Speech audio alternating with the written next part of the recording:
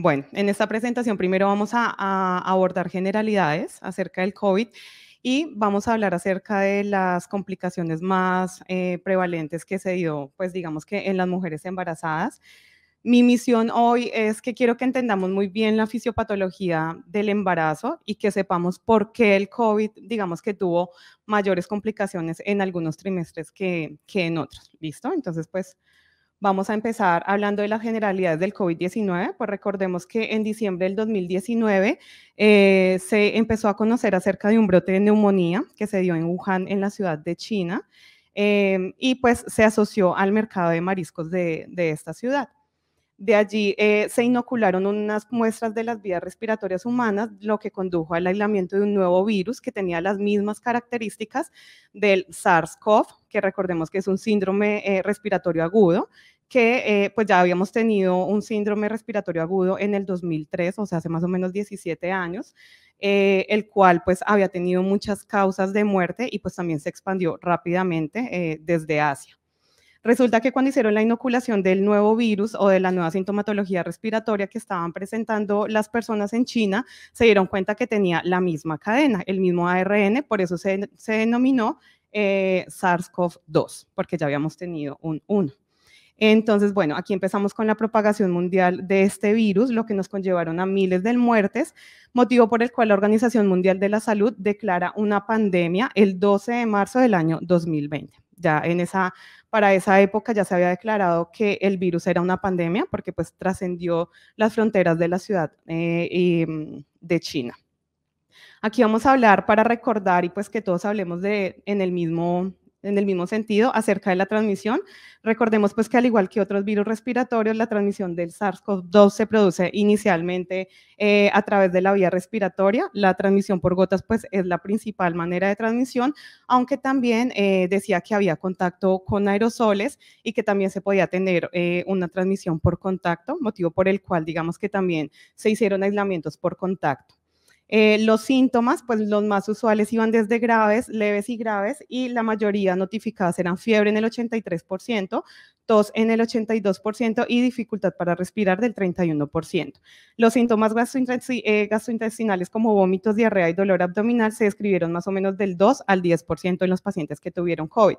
Digamos que no fue tan relevante estos síntomas, pero un paciente que tuvo neumonía por COVID encontraron muestras de ARN del virus en las heces fecales. Entonces, pues digamos que también se contempla que haya transmisión por eso vía orofecal.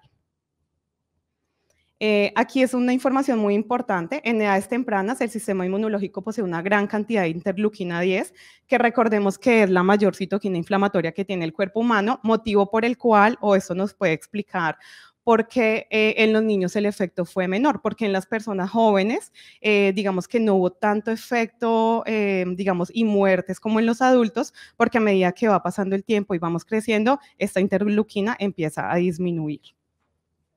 El COVID en Colombia. Entonces, la epidemia de COVID-19 inició en Colombia el 6 de marzo del 2020, donde se presentó el caso de una persona que había llegado de Milán, una chica de 19 años, que llegó con los síntomas respiratorios, se hizo la prueba y pues fue el primer caso positivo que tuvimos en Colombia.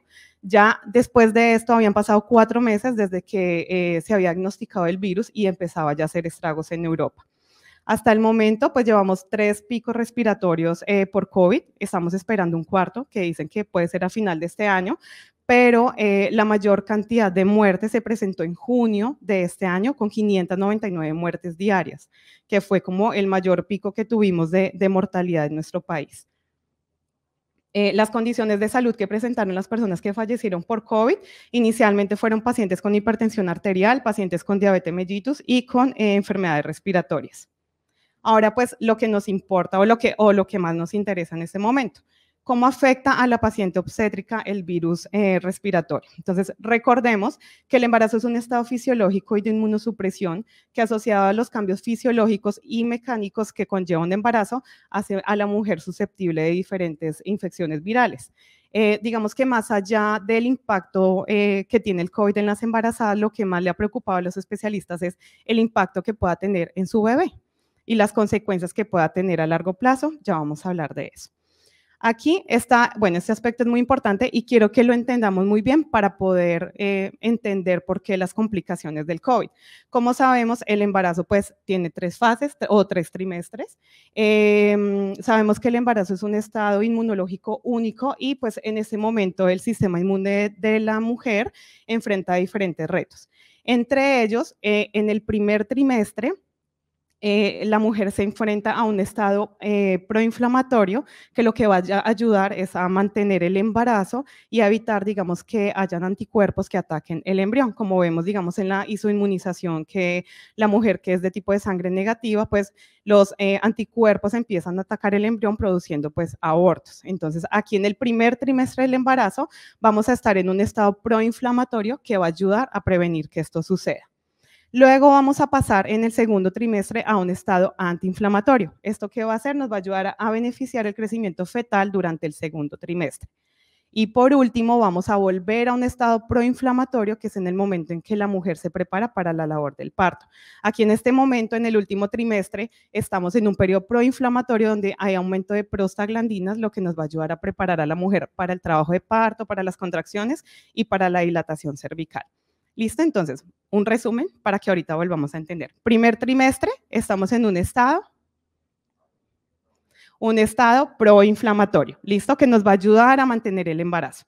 En el segundo trimestre vamos a estar en un estado antiinflamatorio que nos va a ayudar al crecimiento fetal. Y en el tercero, de nuevo, un estado proinflamatorio que nos va a ayudar al trabajo de parto, ¿listo? Entonces, uno de los cambios más importantes que se presenta en la mujer embarazada es el cambio en el sistema respiratorio. Recordemos, pues, digamos que acá como vemos en la imagen, en una mujer no embarazada, pues está su diafragma de características normales. En una mujer en el tercer trimestre del embarazo, pues digamos que el crecimiento del bebé hace que se desplace el diafragma, pues desplazando también los pulmones, haciendo susceptible a la mujer de tener mayores infecciones respiratorias. Entonces, acá en el embarazo, digamos que las infecciones respiratorias es muy importante tenerlas en cuenta y que tengamos en cuenta que la mujer en su estado de embarazo tiene una alcalosis respiratoria, ¿listo? ¿Por qué? Porque la mujer tiene que hacer, digamos, como que esfuerzos respiratorios, hiperventilar para ayudar a disminuir como esa cantidad de presión de oxígeno. Digamos, por el peso, por la dificultad que va a tener para respirar y porque tiene que hacer un mayor esfuerzo respiratorio. Es importante tener en cuenta que una mujer, que en una persona no embarazada, la presión parcial de dióxido de carbono es de 35 a 40 y en una mujer embarazada se puede considerar normal de 28 a 32, ¿listo? Por los cambios que sufre nuestro sistema respiratorio. Aquí, bueno, vemos un cuadro, que esta es una imagen tomada del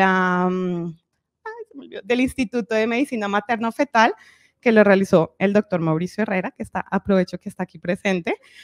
Lo tomé una guía que el doctor hizo de medicina materno-fetal, en donde se definen como los criterios clínicos y epidemiológicos para la mujer embarazada. Vimos que la infección respiratoria aguda se dividía dependiendo de los síntomas y asimismo se abordaba el tratamiento. Iba de leve, moderada a severa, y de esta manera, digamos que nos dimos cuenta que la mayoría de las mujeres con COVID, casi que el 85%, fue asintomática o presentó infección respiratoria aguda leve. Igual entre los síntomas principales de la mujer embarazada estuvo la tos, la dificultad para respirar y fatiga. La fiebre también se presentó en gran cantidad. Bueno, esto es importante, la transmisión vertical del virus. Recordemos que la transmisión vertical hace referencia al paso de microorganismos desde la madre al bebé, que se puede dar antes, durante y después del nacimiento. Este mecanismo puede ser a través de la lactancia materna, el cordón umbilical, de la placenta o incluso de la vía de parto. Entonces, es importante, digamos, acá hay que tener en cuenta que hay muchos estudios, sin embargo, ni siquiera del SARS-CoV-1, que como yo les decía, lleva 17 años, no hay evidencia que haya transmisión vertical. Entonces, esta investigación, digamos que fue muy limitada, o los estudios que yo leí, pues no fue muy relevante para la transmisión vertical del virus. En cuanto al riesgo de transmisión vertical, parece muy bajo, no se pudo demostrar durante el brote de COVID-19 en China, ni tampoco en epidemias previas por otros virus similares que había transmisión vertical. En cuanto a la detección del virus en el líquido amniótico es incierta. Actualmente ha habido algún reporte ocasional en Europa, pero pues parece algo muy poco probable. Los estudios existentes no han evidenciado presencia de virus ni de fluidos del virus en fluidos genitales ni tampoco en la leche materna, y la mayoría de los casos descritos en infección de recién nacidos probablemente es de transmisión horizontal. Durante la infección por el SARS-CoV-1, este tenía un bajo riesgo de transmisión vertical y hasta el momento en la bibliografía médica consultada no hay evidencias de ello. O sea, como les decía, fue hace 17 años y pues no se ha encontrado evidencia donde nos diga que si hay transmisión vertical, pues este virus lleva 2 años y tampoco hemos encontrado como un estudio que diga que se encontraron restos o de ARN en cordón umbilical ni en ninguno de los fluidos. En China hubo un estudio de 9 pacientes confirmados con COVID-19 quienes ingresaron a un hospital universitario en China del 20 al 31 de enero del 2020. Aquí se evaluó la carga viral en el líquido amniótico, en la sangre del cordón umbilical, hicieron hisopados de garganta neonatal y muestras de leche humana y encontraron que todas las cargas virales fueron negativas, o sea, no se pudo comprobar ninguna. Otra serie de casos de este mismo grupo analizaron cargas virales en el tejido placentario y en los recién nacidos de madres sintomáticas y positivas al COVID-19, pero ninguno tuvo prueba positiva. O sea, hasta el momento se concluye que es muy poco probable que exista transmisión vertical, pero varios estudios que leí dice que no es imposible. O sea, que hay que seguir estudiando y pues seguir esperando para tener una respuesta, pero hasta el momento todas las pruebas y las cargas virales han sido negativas para el virus. El COVID-19 y las complicaciones en el embarazo. Entonces, acá las embarazadas con infección por COVID-19 tienen alto riesgo de experimentar complicaciones obstétricas y neonatales. Entre ellas está el aborto espontáneo, la preeclampsia, parto pretérmino, restricción del crecimiento intrauterino e ingreso a la unidad de cuidados intensivos y que la paciente requiera ventilación mecánica o neumonía. Esto dependiendo de la gravedad de los síntomas de cada paciente.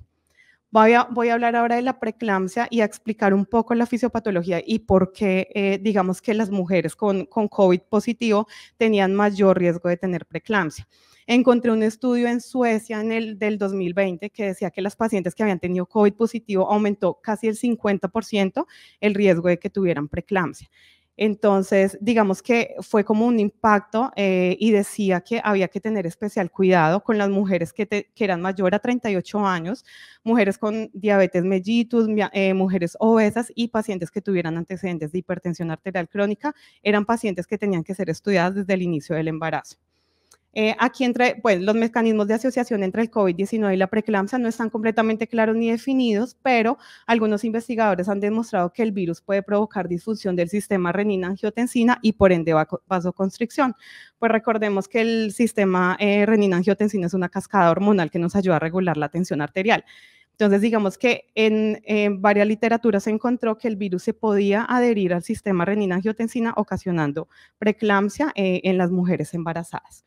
Digamos que el sello distintivo de la preeclampsia es una disfunción endotelial sistémica que puede compartir una vía común con la enfermedad por COVID, dado que el COVID puede crear un estado proinflamatorio seguido de una disfunción endotelial y por ende una preeclampsia. Entonces, ¿se acuerdan que habíamos hablado ya del estado proinflamatorio? ¿Que en qué trimestres del embarazo se daban? ¿Se acuerdan? El primero y el tercero. Entonces, digamos que por eso es importante, pues, y quiero que tengan eso en cuenta y claro para que podamos entender, pues, por qué se produce la preeclampsia. Entonces, la mujer con COVID positivo está en un estado proinflamatorio y si se encontraba en el primero o en el tercer trimestre, que es donde la mayoría de las mujeres tenían complicaciones, pues iba a ser aún más grave porque a un estado proinflamatorio común del embarazo, pues se le agregaba otro que era el COVID positivo. Entonces, por eso tenían mayores complicaciones. Recuerdan que una de las complicaciones era el aborto. El aborto se produce en el primer trimestre. Entonces, una mujer que estaba embarazada, está en un estado proinflamatorio, llegaba el virus, lo que podía ocasionar era que tuvieran pérdidas recurrentes, ¿listo? Aquí, bueno, pues vemos la preeclampsia que se puede dar desde el segundo trimestre. Aquí, bueno, perdón, voy a hablar aquí algo del sulfato de magnesio que me pareció muy importante.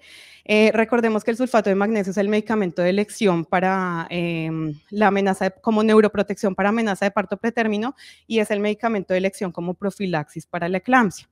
Según la literatura encontrada y lo que puede investigar, pues recordemos que el sulfato de magnesio, una de las complicaciones o de los signos por intoxicación es la depresión respiratoria. Entonces, ¿qué decían los estudios? No se limita el uso del sulfato de magnesio, pero debemos tener precaución.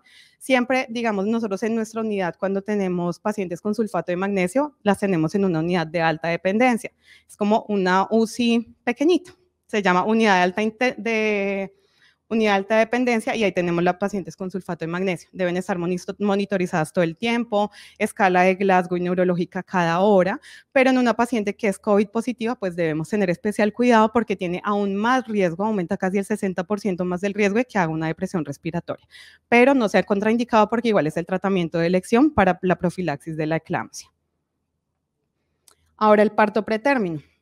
Entonces, según datos recopilados en el Reino Unido, el 12% de las mujeres con sospecha o confirmación de COVID-19 tuvieron un parto prematuro, o sea, 60% más que la media nacional. Y en Estados Unidos, el 15.7% de las mujeres tuvieron un parto pretérmino, o sea, aumentó un 57% el parto pretérmino en Estados Unidos secundario al COVID-19. Es importante aquí tener en cuenta que la maduración pulmonar fetal con esteroides, que normalmente utilizamos 12 miligramos de betametasona en 2 dosis cada 24 horas.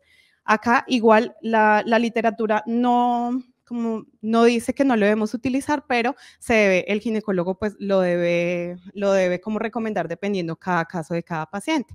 No está contraindicado tampoco, pero es importante que lo tengamos en cuenta. Entonces, acá hablamos del parto pretérmino, que el parto pretérmino se puede dar a partir del segundo trimestre al tercer trimestre. La mayoría de literatura que encontré dice que fueron partos pretérminos como de la 30 a la 34 semana. Recordemos que ahí ya hacemos parte o ya estamos hablando de un tercer trimestre, que estábamos en qué etapa, proinflamatoria o antiinflamatoria. Estábamos en una etapa en el tercer trimestre ya proinflamatoria. Entonces, ¿qué pasa? Las mujeres tenían una carga ya digamos, por el tercer trimestre del embarazo, el cuerpo empieza a liberar prostaglandinas y citoquinas que nos van a ayudar a ir preparando para las contracciones y la dilatación cervical. Una mujer ya con el estado inmune proinflamatorio se contagiaba de COVID, pues ¿qué sucedía con esto? Aumentaba la carga y lo que hacía era que las mujeres empezaban a tener ruptura prematura de membranas porque el cuerpo decía, bueno, ya me estoy preparando para el parto, pero era anticipadamente, ¿listo? Entonces, por eso es importante que tengamos la fisiopatología, por qué se producía la RPM, por qué el parto pretérmino secundario al COVID. En aproximadamente el 25% de las pacientes gestantes los síntomas podían persistir a más de 8 semanas del inicio del cuadro. Recordemos que los síntomas se presentaban o el periodo de inoculación era más o menos se describe de 2 a 4 días, pero se podía esperar que fuera hasta los 14 días. Por eso digamos que nosotros en nuestra unidad manteníamos, si la paciente era sintomática, contábamos desde el primer día del síntoma 10 días y ya pues se considera que después de los 10 días no era una paciente que pudiera transmitir el virus. Si era una paciente asintomática, se esperaban los 14 días desde el reporte de la prueba positiva. Las gestantes con COVID-19 tienen 3 veces más probabilidades de ser hospitalizadas en una unidad de cuidado intensivo y existe una asociación entre la severidad del cuadro del COVID-19 y la presencia de comorbilidades maternas como la diabetes, la hipertensión y la obesidad, que ya lo habíamos nombrado. Las gestantes infectadas por COVID-19 tienen más riesgo de presentar desórdenes hipertensivos en el embarazo, que ya entendimos por qué, lo que hablamos en la preeclampsia. También hay un incremento en los partos pretérmino y en las cesáreas. El mayor riesgo de parto pretérmino en pacientes con COVID-19 se traduce en complicaciones neonatales asociadas a la prematuridad y pues a los partos pretérminos que se producían por el COVID. La tasa de cesáreas aumentó en un grupo de gestantes con COVID-19, especialmente cuando el cuadro era más severo. Acá les quiero contar una paciente que tuvimos de 27 semanas de embarazo. La paciente llegó con COVID-19, pero empezó a complicarse. La paciente tenía dificultad para respirar, tenía una frecuencia respiratoria de 48, estaba en la UCI, nos llamaron pues que debían desembarazarla porque había que iniciar ciclos de pronación. Entonces, pues, la señora la subieron, la pasamos a cesárea, la señora tenía una PAFI menor a 200, o sea, necesitaba entubar o entubar. Y el bebé, bueno, la desembarazamos, ese día se hizo una secuencia de inducción de anestesia general rápida, prácticamente con la paciente sentada, porque aparte tenía una dificultad para respirar terrible y la señora tenía hemoptisis, o sea, y ella tosía y expectoraba sangre. Entonces, digamos que estaba súper grave y fue un caso, pues, que las personas que pudimos ingresar estábamos, pues, como un poco impactadas porque la señora realmente tenía casi 48 respiraciones por minuto. El bebé nació bien, se fue para la UCI neonatal, la mamá se fue intubada para la UCI a iniciar ciclos de pronación, gracias a Dios pues se recuperó, pero digamos que el impacto era porque era un bebé de 27 semanas, pues que todavía es pequeño, y pues aquí que hay que evaluar la viabilidad del bebé, pero pues por encima prima la vida de la mamá. Entonces la mamá, o sea, de la UCI nos llamaron y dijeron, hay que desembarazarla porque hay que iniciar pronación, pues digamos que se tomó la decisión de pasar a cesárea, pero pues actuamos a tiempo. La vía y la labor de parto. Bueno, según el Colegio de Obstetricia y Ginecología del Reino Unido, a las mujeres ingresadas a un hospital, incluidas a las unidades de maternidad, especialmente si van para trabajo de parto o para cesárea, deben tomar o se les debe garantizar que se tome una prueba PCR para COVID. Entonces, en nuestra unidad obstétrica, que hacíamos a todas las pacientes que estaban programadas para cesárea o para inducción de trabajo de parto, debían llevar una prueba de COVID negativa no mayor a 72 horas. Cuando teníamos ingresos de pacientes que tal vez venían por amenaza de parto pretérmino o que tal vez sabíamos que era un aborto retenido o que podíamos pasar algún procedimiento, se les garantizaba o se les garantiza aún la prueba para COVID. Aquí en este caso, pues como ya habíamos hablado con mis compañeros, se incluye también al familiar. Desde el inicio de la pandemia siempre se ha como mantenido los controles necesarios para evitar la propagación del virus. Entonces se limitó como el ingreso a un acompañante por cada paciente y también se obtenía una prueba del familiar que fuera negativa. Se realiza una lista de chequeo de síntomas respiratorios, pues para poder tamizar las personas que probablemente haya tenido contacto con personas positivas y así pues minimizar el riesgo de transmisión a los recién nacidos. La tasa de infección neonatal por COVID-19 no es mayor cuando los bebés nacen por vía vaginal, amamantan o quedan con su madre después del nacimiento. El objetivo principal es la preservación de la vida de la madre y del feto, pero como ya les decía, por encima de todo esto prima la vida de la mamá. Las guías recomiendan, y aquí es una parte muy importante, anestesia recomendaba y no hay ninguna contraindicación de la analgesia peridural en pacientes en trabajo de parto. Decían, igual que la mejor vía pues, para el nacimiento del bebé es el trabajo de parto, recomendaban que se colocara analgesia peridural temprana, cosa, digamos que durante el trabajo de parto la paciente requiriera una cesárea de urgencia y vamos a evitar que tuvieran que colocar una anestesia general. Pues sabemos, digamos, que por el catéter de la analgesia peridural se podía hacer bloqueo para la paciente, entonces se recomienda colocar analgesia peridural temprano para prevenir después tener que manejar la vía aérea de la paciente. Aquí muy importante, la mayoría de las guías recomiendan que durante el trabajo de parto las pacientes con COVID positivo tengan cánula nasal para garantizar que la paciente sature más al 95, mayor al 95% y pues evitar la hipoxia y pues el deterioro en ellas. De ser necesaria la finalización de la gestación, esta será dependiendo del estado de cada paciente, pues el obstetra va a decidir cuál es la mejor vía del parto de la mujer, si el parto vaginal o la cesárea.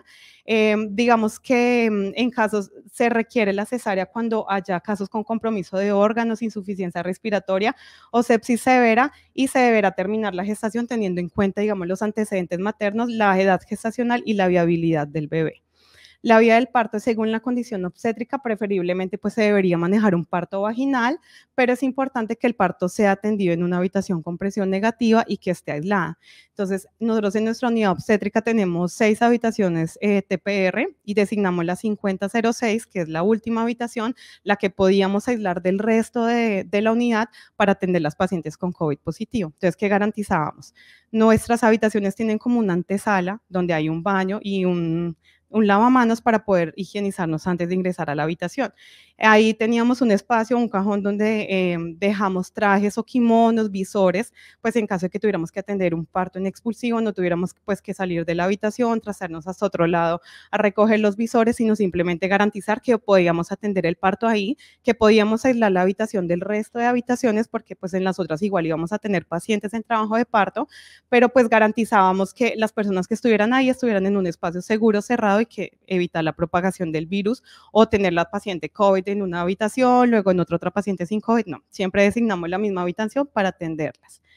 Para reducir el riesgo de transmisión vertical, se recomienda el pinzamiento diferido del cordón entre 30 a 60 segundos y acá pues digamos que hay varias como estudios que difieren porque este estudio que yo encontré decía que se debería evitar el contacto piel a piel.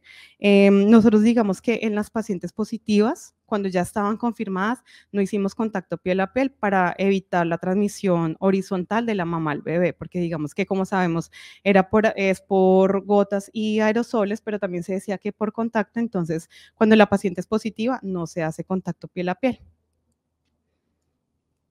En caso de realizar una cesárea, entonces esta se debe designar una infraestructura adecuada para tratar de dejar una sala que sea solo para cesárea de pacientes COVID positiva.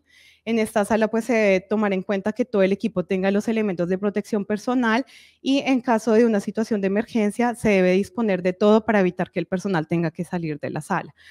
Nosotros también propusimos varios e implementamos varios protocolos donde se minimizaba, digamos que el paso del personal por otras áreas. Se designó una sala que fuera solamente para las cesáreas o para procedimientos de pacientes con COVID positivo y había una persona que era la que quedaba fuera de la sala que se encargaba de pasar los instrumentos, digamos los materiales, las suturas para que no tuviéramos que ir a la farmacia con el mismo traje, sino solamente que quedara la sala completamente aislada del resto de la unidad.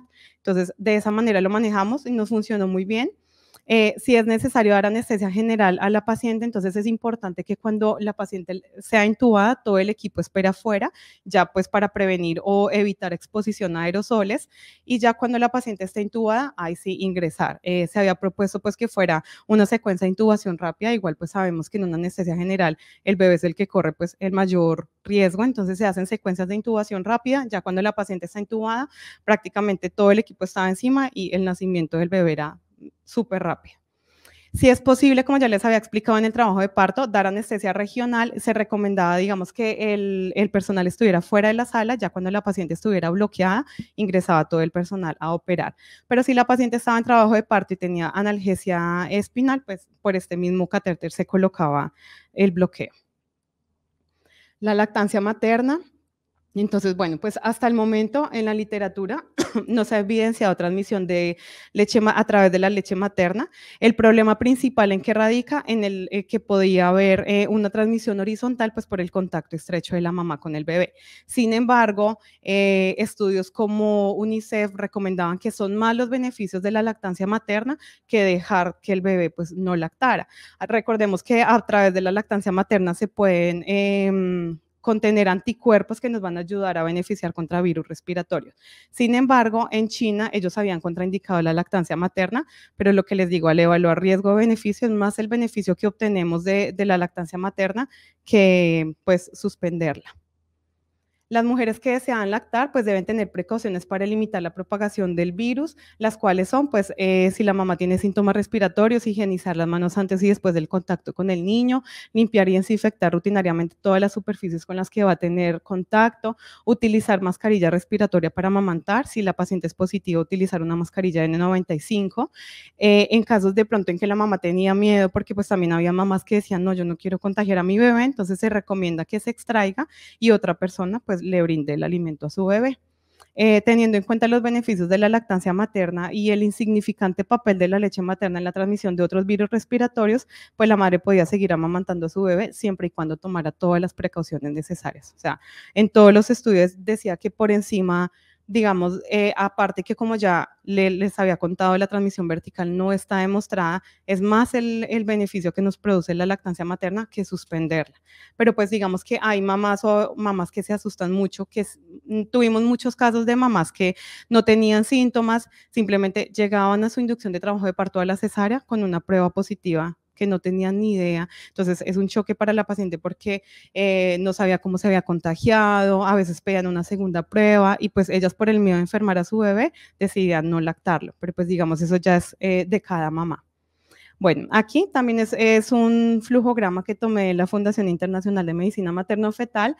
Lo voy a explicar. Aquí habla más bien, más que todo como los síntomas y cómo manejar la paciente. La paciente se maneja, digamos que inicialmente hay un tratamiento que hablaba de la combinación de acitromicina con hidroxicloroquina, que ya está abolido, o sea, no ha demostrado además que en mujeres embarazadas pues no se pudieron hacer estudios.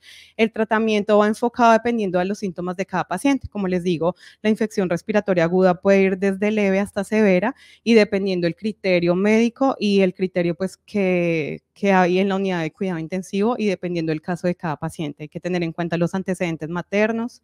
El diagnóstico en la mujer embarazada, al igual pues que con otro tipo de pacientes no embarazados, la prueba PCR, hisopado urofaringio o nasofaringio para detectar la carga viral en la prueba. Las mujeres embarazadas también se recomienda una placa de tórax con protección abdominopélvica o un TAC de tórax para definir si había neumonía. Estadísticas en Colombia. Bueno, esta información la encontré. Según la Organización Panamericana de la Salud, hasta septiembre del 2021, más de 270.000 embarazadas se han enfermado en Latinoamérica y más de 2.600 han muerto a causa del virus.